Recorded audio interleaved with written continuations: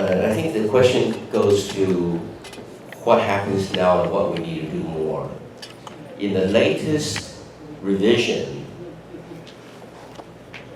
the decoupling of general election with initiative referendum from the perspective of a sponsor of initiative is basically the death knell of direct democracy at the national level.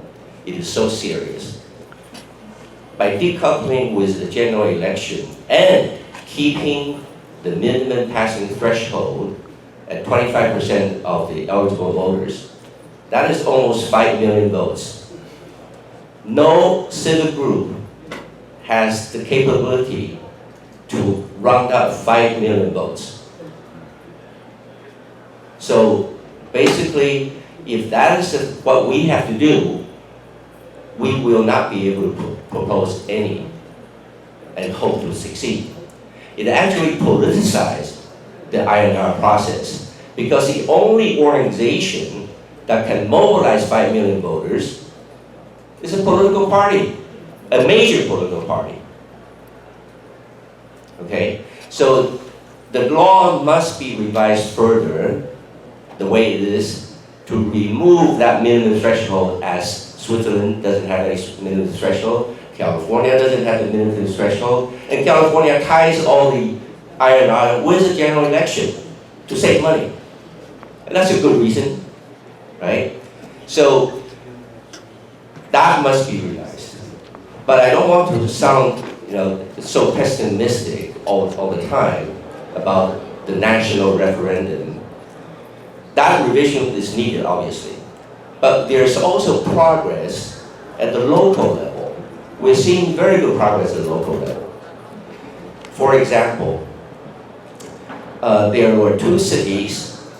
The Hsinchu city passed a revision of the local referendum law that even lowered the signature collection threshold further.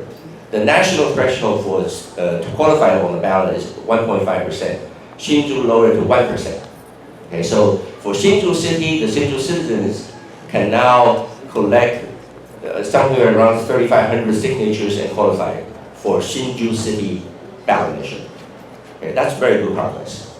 Another good indication is that Taichung city also lowered the threshold, but in addition to that, the Kaohsiung law for initiative referendum also put in the legal language, electronic voting should be permitted.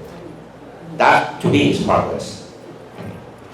And with these additions, there's obviously still room for improvement. I mentioned earlier about electronic signature collection. There are 3 local counties in Taiwan have basically not passed any local initiative referendum laws at all. 3. And among one of these counties, the Yunlin County, it happened to be in the last election, there was a local township mayor who was the only candidate, won the election with 8,000 votes, but protest votes were 16,000. And why is that? Why are the voters so angry? They will go to the polling booths and cast an invalid vote because there's a lot of money involved. The money had to do with the Formosa plastic cracker plant subsidies for the local population. And that money, if we have direct democracy, how it's allocated can be decided by the citizens for that location, right? But the local county doesn't have the law in the books to even allow citizens to act on it. Okay. So these are things we can see that there are many issues that should be addressed down at the local level. So our group and many others, we're working not only at the national level, but at the local level, talking to local legislators. We hope revisions of law would mandate direct democracy down to the smallest political unit. For Taiwan, that will be a village or a li in the city, which typically has around 4,000, 5,000 voters. That's my understanding. That's bigger than some of the Swiss cities. So that's why we hope to revise, to have further progress in our revisions.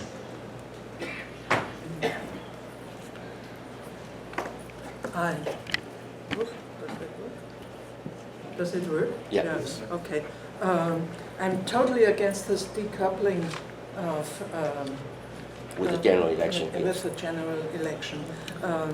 If you have a ballot on an election day, it enhances the chances that more people take part, and you have a better outcome than on a weekday sometime during the year.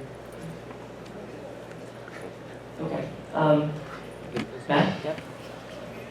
Yes, thank you very much. No, I agree that the having the sort of like all into one is a good idea, and have referendums on the same day as the elections. Now, the argument against that has sometimes been that people will then be swayed by one particular political party, which I think is just from a political science point of view is not the case. I remember in Ireland, well, I don't remember it personally because I wasn't born.